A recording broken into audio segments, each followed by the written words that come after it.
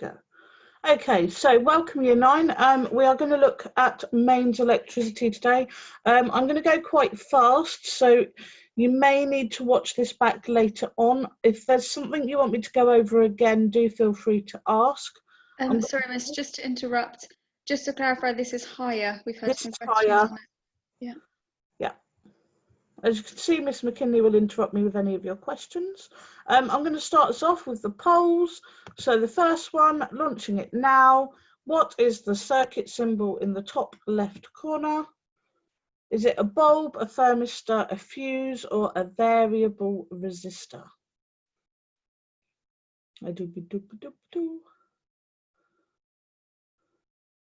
Got quite a lot of nice answers in. Going to give you a few minutes longer just to get those in. Remember, it is anonymous, so I have no idea what you're answering.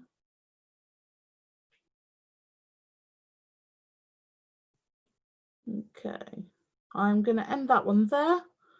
So, and I'm going to show the results. And those of you who said variable resistor are spot on.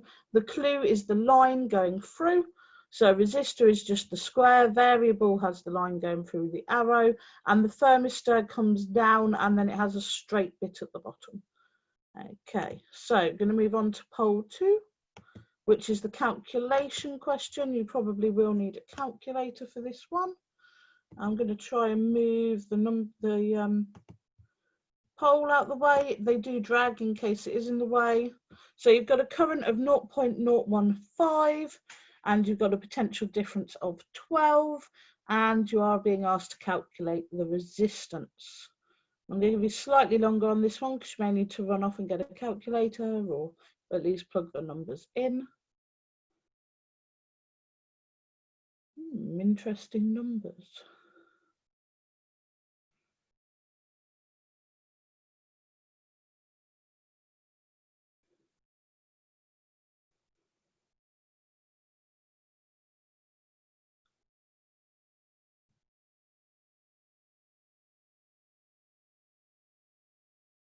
Okay, I'm going to give it a few seconds more just to give you the time to calculate that. I'm going to have a drink of water.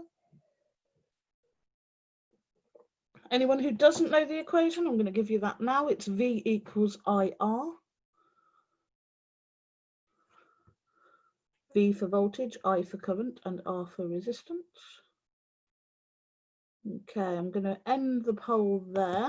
I'm going to share, because we've got an interesting array of numbers.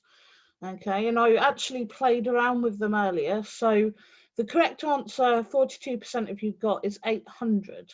Okay, so when you've got V equals IR, to find resistance, you do voltage divided by current. And when you do put voltage in over current, 12 divided by 0.015, the answer comes out as 800 ohms.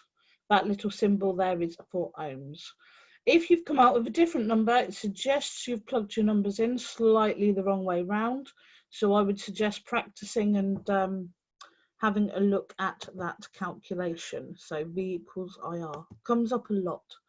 Okay, last one. And you got a 50% split here. Just to let you know, the raised hand part doesn't actually do anything. If you've got a question or something you want to ask, do pop it in the question box and Miss McKinley will interrupt me. So in a series circuit, is potential difference split, or does it say the same between the components? And I can't actually remember the answer, which is good. Miss McKinley, you might want to check the book for this one. I forgot which way round it is. I've got a percentage coming through of which one it might be. I need the Battenberg cake. Way to remember it is the Battenberg cake.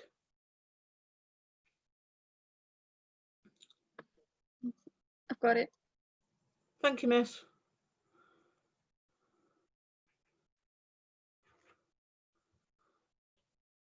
Okay, I'm going to end the poll and I'm going to ask Miss McKinley to come in and just say if it is correct or not, because my brain has gone mushy.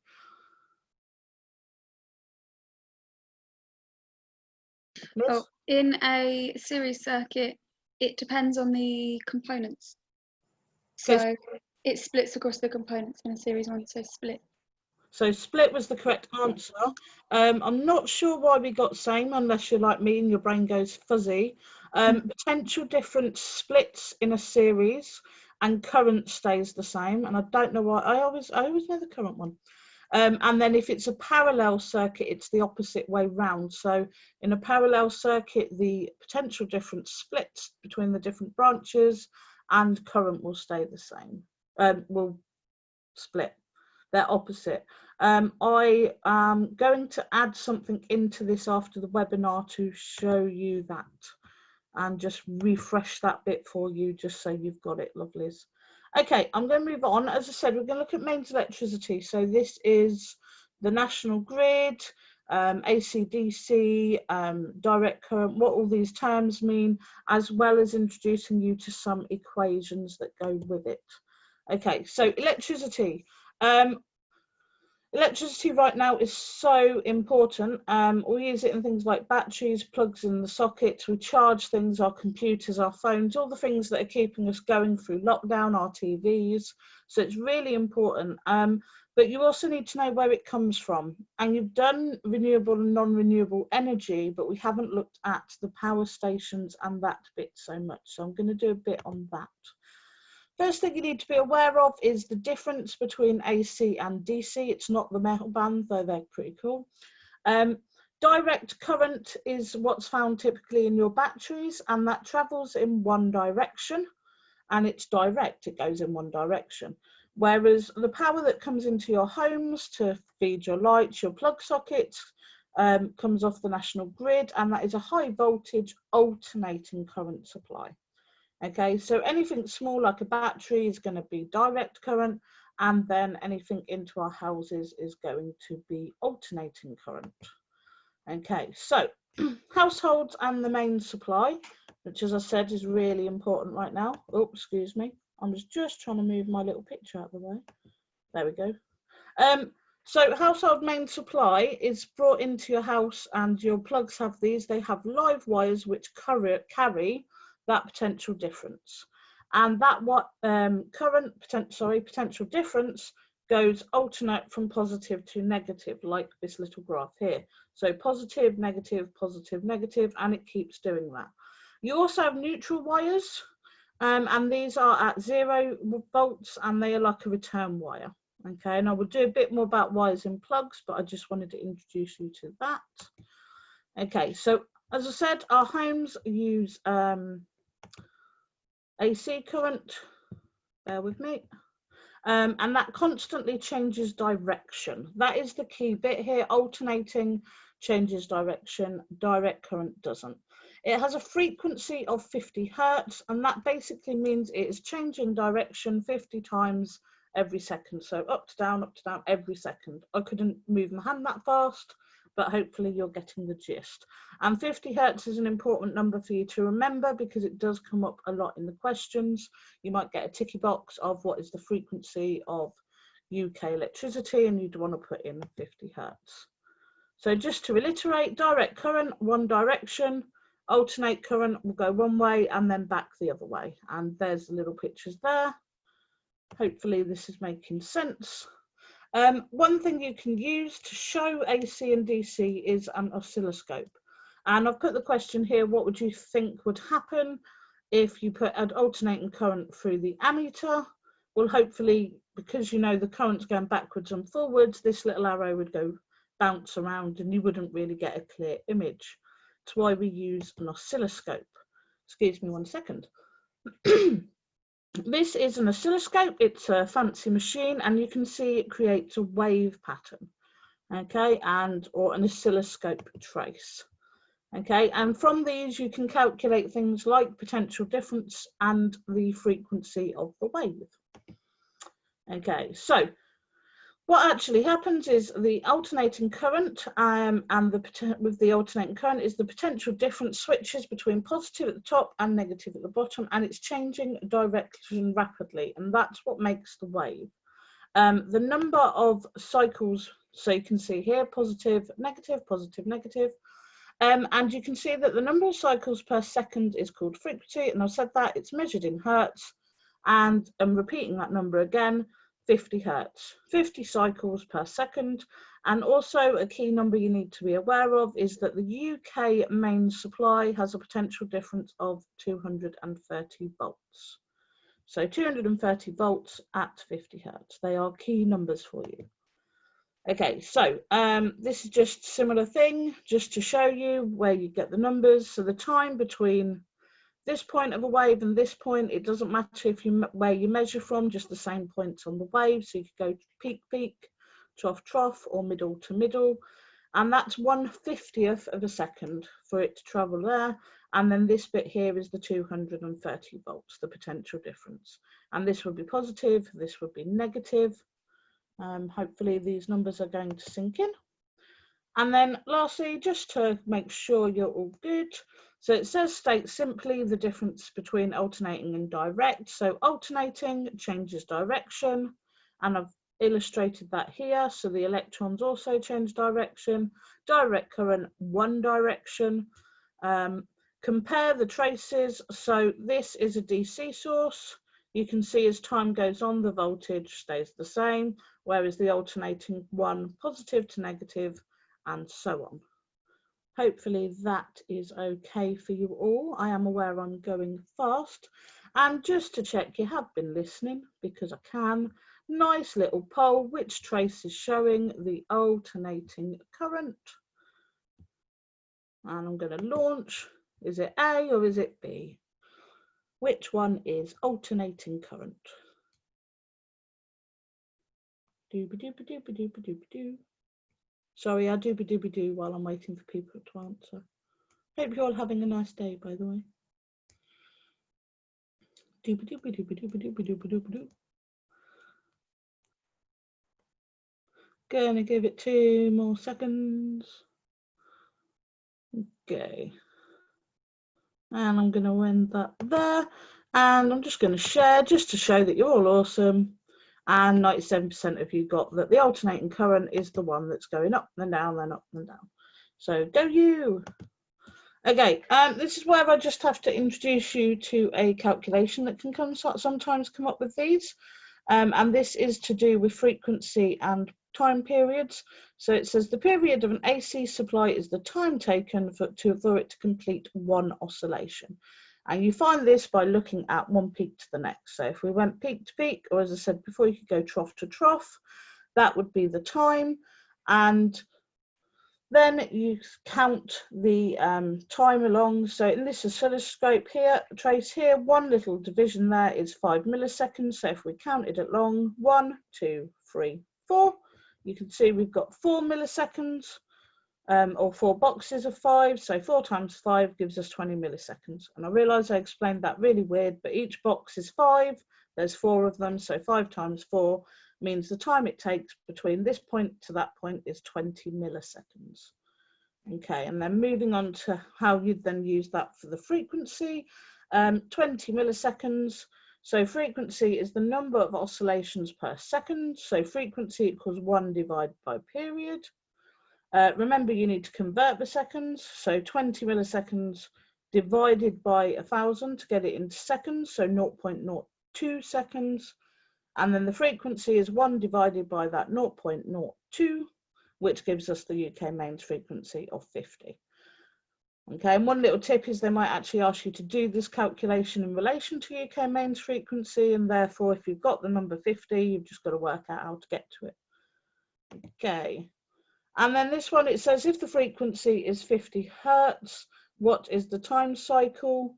Okay, well, you've got the frequency is 50, the time period is 1, and if you were to put it into the triangle, you'd end up with 1 divided by 50, which gives you 1.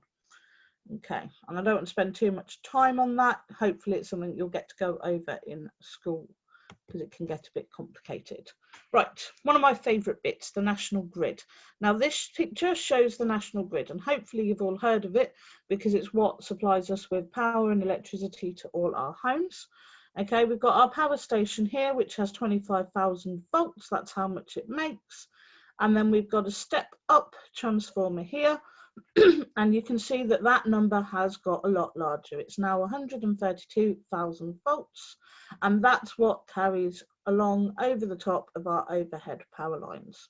So we've got quite a drastic jump there from the 25,000 to 132,000. You don't need to remember these numbers. You just need to know that this is a step up transformer, so it makes the voltage potential difference larger, and then it travels along these pylons, gets to here where there is a step down transformer, which makes that number smaller, down to the 230 volts of potential difference, which then comes into your home. Because let's face it, we wouldn't want 132,000 volts going into our home, it would fry everything. Okay, and I'm just going to talk a little bit more about those transformers. Okay, so essentially the step up transformer, it lowers the current, okay, but it ups the potential difference. And the reason we do this, which is the bit you're going to need to know, is so that the wires don't get too hot. Because if they get hot, they're going to lose energy, and then that's not going to be very efficient. Notice these words that I'm trying to express to you. Essentially, we step up the voltage to increase efficiency and reduce energy loss, because it also lowers the current. And then on the other end of it, we've got the voltage is stepped down, and that is so that it's safer at your house. Okay, right. Transmission lines. So these are the cables that I was just talking about, the big lines that go along the pylons, and they can get hot, and that is where the energy goes. So that's again why we step up the voltage to reduce that amount. In order to do that, there's several things they do. As I said already, high voltage. The other thing they do is those cables are really, really thick to reduce the resistance. Bring that resistance down, and that reduces loss. Low resistance, low current means that they don't heat up, and then most of the power gets delivered to your home. It's cost effective. The other bit that links in here, and I've spent a while trying to find you some calculations to practice, but I'm going to put these in as the after task, is power equals current squared times resistance. So that is just another one of those equations that you need to be aware of. Okay, I'm going to move on because I've got quite a lot to fit in. Going to move away from that and onto plugs. Hopefully you are all still following, and hopefully I'm not being a bit monotone. So here we have got some wires, and these wires go into all of your plugs. We have a live wire, and the live wire carries the current that alternates between that negative and positive voltage, the alternating current. We have then got the neutral wire. That wire is 0 voltage, and its job is to complete the circuit. So without it, you won't have a complete circuit and nothing will work. And then we have this one, which is the earth wire, and it's a safety wire. So if you've got a fridge, cooker, anything with a metal case, it will have an earth wire. And then if the wires become loose or something goes wrong, this wire can touch the metal case and it will blow the fuse, and it makes the appliance safe. It stops you getting electrocuted if a metal device blows. You will need to be able to tell me, or tell your teachers, or know that the live wire is brown and carries current. The neutral wire is blue and it completes the circuit. And the earth wire is a safety wire, and it is green and yellow striped. You will need to know the colours and what they do. Okay. I will be coming back onto a question about this, by the way, when I get more into plugs, but you will need to know what they do and their colours. Okay, so key features of plugs. Hopefully this is nice and simple for you all. The case is often made of plastic or rubber because they're insulators. Anything that's an insulator can't carry charge, so you won't get electrocuted if you touch a plug. The pins that go into the wall are made from brass, and brass is a good conductor of electricity. It's also quite strong, so if it gets slightly warm, it's not going to melt or get disfigured. There is also a fuse, and the fuse's job is to break if too much current flows through it. And they're literally just a little block like this with a thin piece of metal in there, and that metal heats up and it breaks, stops the current. And the whole thing is secured by a cable grip, and that holds the cable inside so that when you pull on the plugs and you throw around your iPhone chargers and whatever, it doesn't all fall apart and you don't get injured. And just to show what I mean, here is a plug. Okay, these are brass pins. This is a fuse with a wire in it. And this is a green and yellow earth wire. This is the, oh my God, my brain has forgotten, live wire, brown. And this one is neutral blue. And this here is what I was talking about with the cable grip. And you'll notice that this is plastic, and the wire is covered in like an insulating plastic. And again, I'm hoping you've all been following. I'm just going to jump this through because I've just talked about all that. And here we go, just to check you're all awake and still listening. Doobie doobie doo doobie doo. That doobie doo doo is me finding the question. Okay, so which one is the neutral wire? Is it A, B, C, or D? I tried to pick all the wires there, by the way, people. Is it the green and yellow one, the brown one, the blue one, or the big one at the bottom that's white? Doobie doobie doobie doo. There's a few more polls, by the way, so just to keep you watching. I can see a Q&A has come up. I'm not sure. You were asked, can you move the poll? I moved it over to the right on my screen. I don't know if that moved it on yours. I know you are able to move them yourselves. If it hasn't, it didn't move it on mine, so I assume it hasn't moved on anyone else's. Might need to drag it yourselves. Sorry, it just pops up in the middle, which is really annoying. Yeah, have a go at moving it yourself then. Thank you, Bess. Okay, I'm going to end the poll because you've all been listening, which I am glad of. And you can see 71% of you correctly spotted that the blue one was the neutral, and then this one's the live, and this one is the earth. So whoop, whoop, whoop. Okay, earthing of appliances. I've already talked about this, so I'm going to go super quick because I'm aware of the time and I'm aware you can get a bit. Many electrical appliances have metal cases, which I've already said, they are the ones that need the earth wire. If that didn't have the earth wire, you'd essentially get an electric shock if you touch the metal casing. But because the earth is connected to the metal casing, if it all goes wrong, essentially the current will break it and it will stop it. Breaks the fuse, disconnects the appliance, keeps you nice and safe. Doesn't crispy fry you. I normally talk about crispy fried chicken. Some appliances actually have a double insulation. That's 2 layers of plastic, double. And these are things like vacuum cleaners and electric drills. This is because they don't actually have a earth wire because they have plastic casings. Okay, so they're double insulated just in case, so that the live wire cannot touch the casing. Okay, hopefully you've all got that. And they all carry a little symbol, and I'm not sure you can see it, but it's at the top. But there you go. Earth wires, very quickly. So you can see, I'm not sure what I was getting at with this slide, it's all loaded with. Oh, okay, I had a little word thing. So earth wire is always used if an appliance has and hopefully you're all shouting metal at me.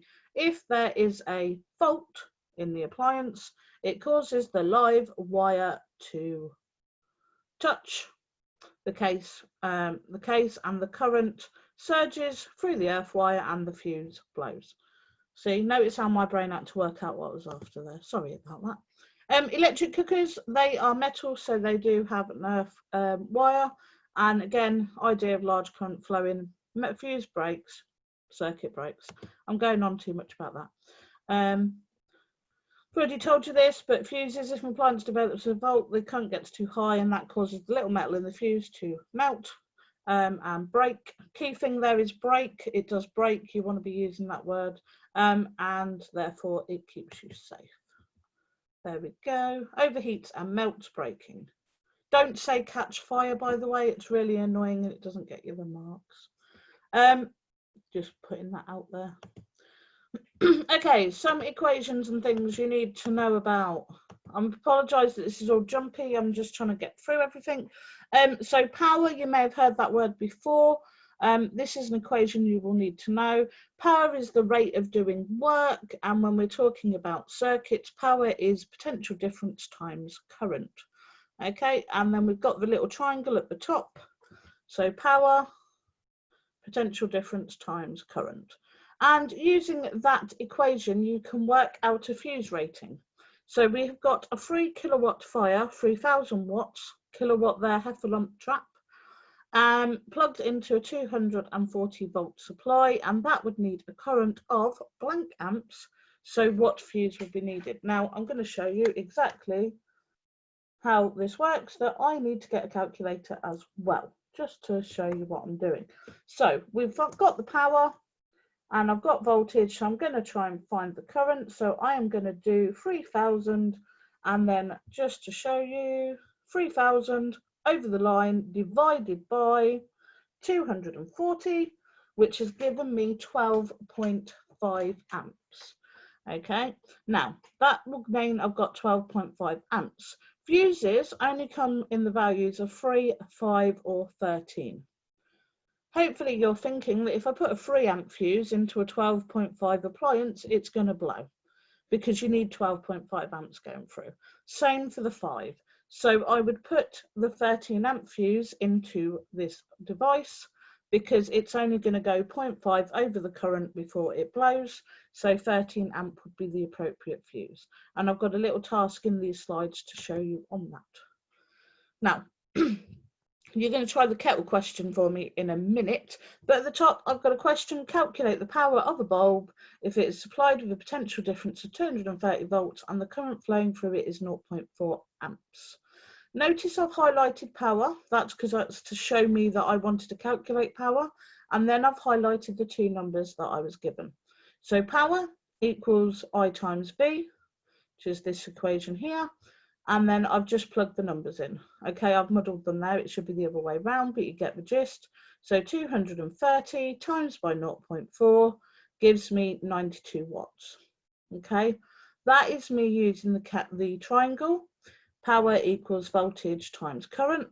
If I want to find potential difference, power divided by current, and if I wanted to find current, power divided by voltage. Using that information, I would like you to answer this question here. So if a kettle has a power rating of 1000 watts, if it is supplied with a potential difference of 230 volts, what is the current going through it? And I'm just going to launch my poll, and I realized I got to stop sharing a poll earlier. Do message if I do that again. Okay, there we go. Again, you might need to drag it out the way of the numbers. I'll give you some time.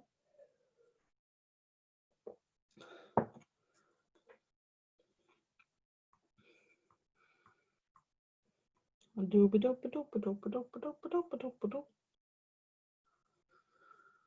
boop, boop, boop.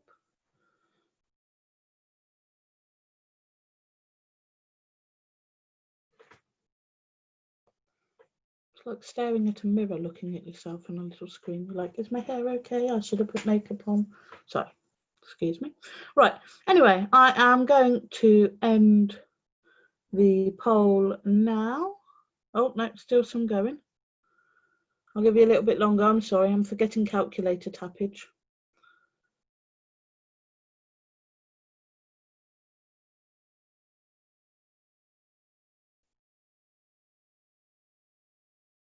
Okay, I'm going to end it there. And you are correct. So most of you plugged the numbers in the right way. So 4.35 was the correct answer. Again, I messed around with it. So I think with the bottom number, you times them together. So you've times voltage with the power.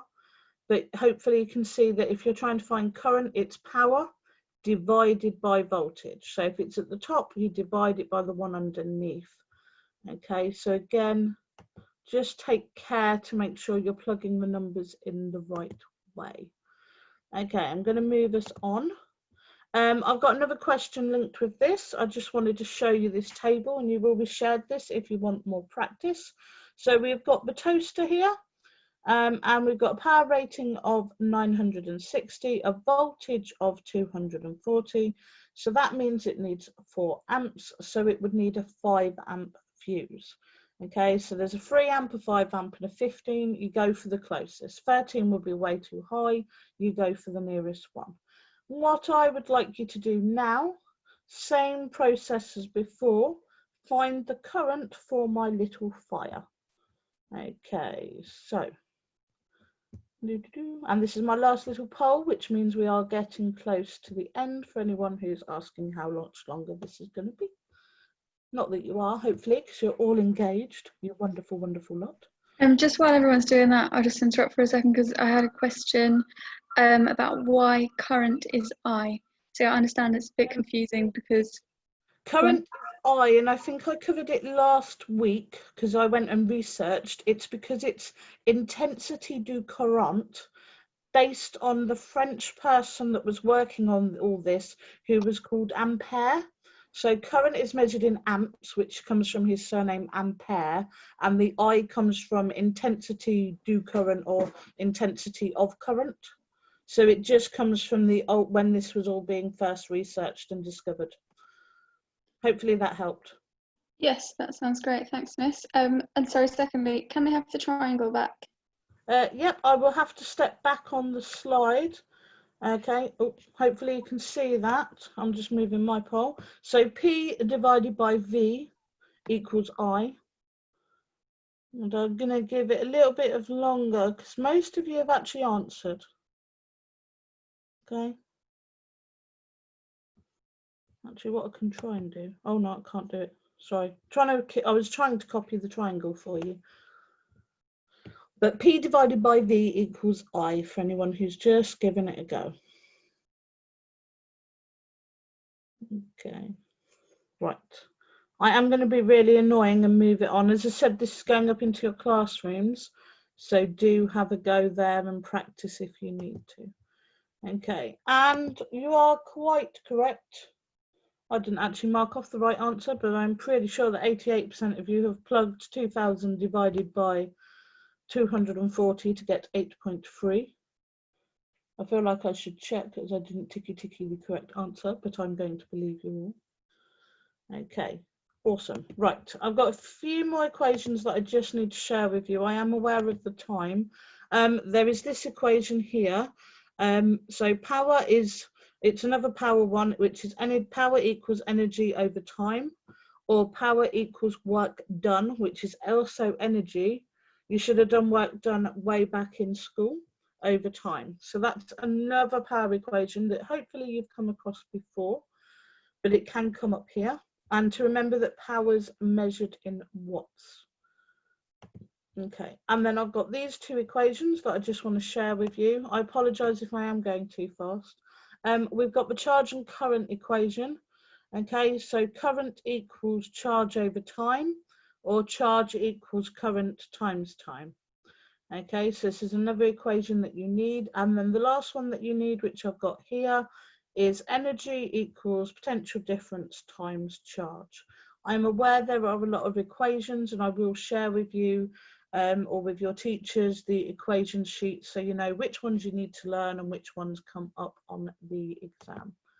I did a little example question for the energy and potential difference charge question.